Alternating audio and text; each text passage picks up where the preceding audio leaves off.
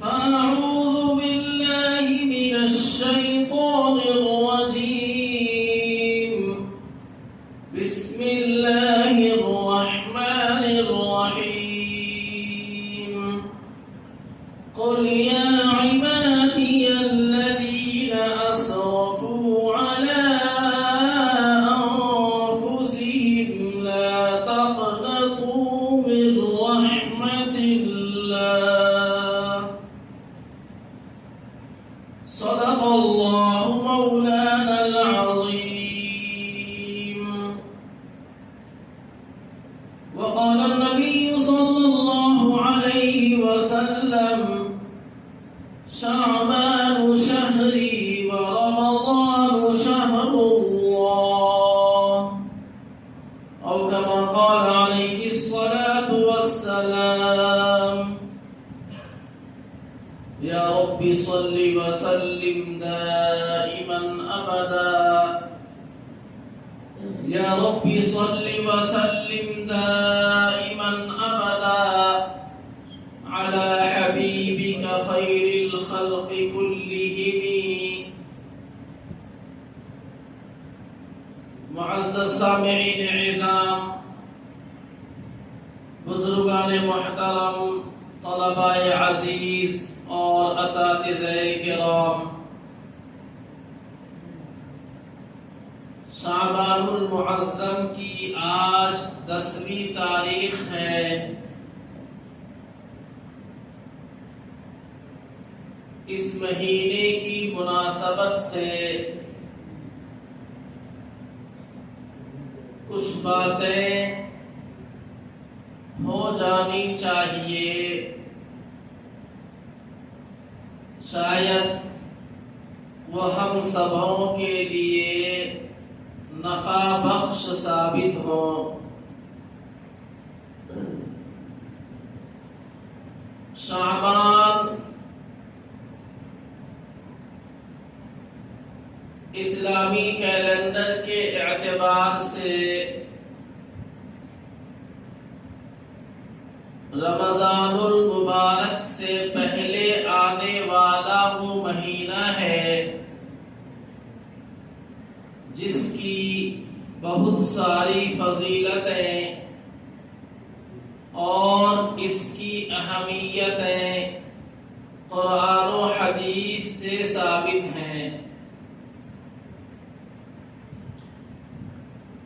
قرآن پاک کے اندر اللہ رب العزت نے ہر امر محکم کا فیصلہ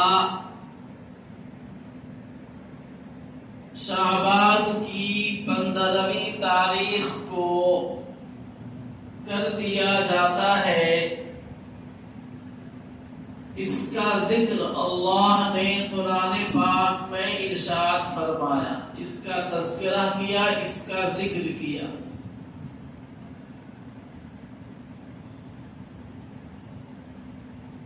بہت ساری احادیث سے یہ سمجھ میں آتا ہے کہ واقعتاً شعبان کا مہینہ ایک خاص مہینہ ہے،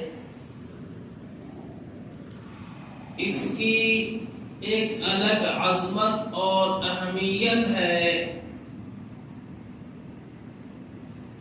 جیسا کہ ایک صحیح حدیث کے اندر مذکور ہے کہ جب اماں عائشہ صدیقہ رضی اللہ تعالی عنہا نے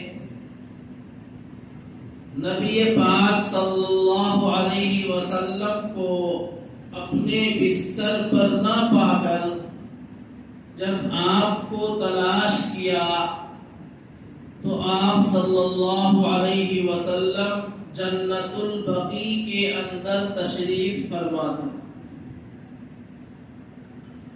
اور آپ نے نصف شعبان کی فضیلت کو اس طرح بیان کیا کہ آج کی رات اللہ رب العزت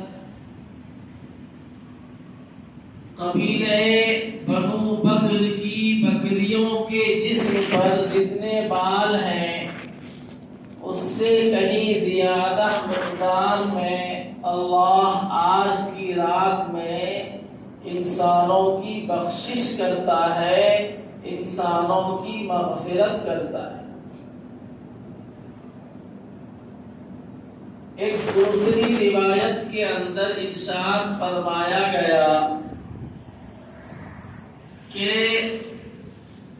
جب شعبان کا نصف مہینہ گزر جائے تو اس کی رات میں قیام کرو،